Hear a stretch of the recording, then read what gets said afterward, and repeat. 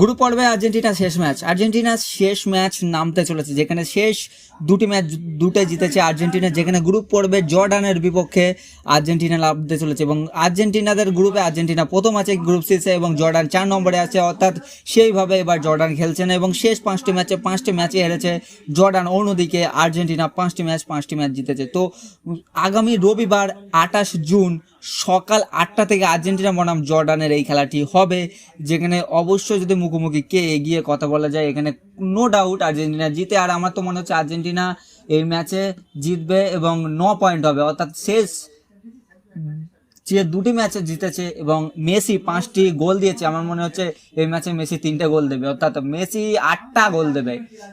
এটাই সব থেকে বড় কথা। কিন্তু আর্জেন্টিনার কোনো না কোনো ডিমারিয়ার জন্য অনেকটা ভুগতে পারে আর্জেন্টিনা, বিশেষ করে নক আউট পর্বে।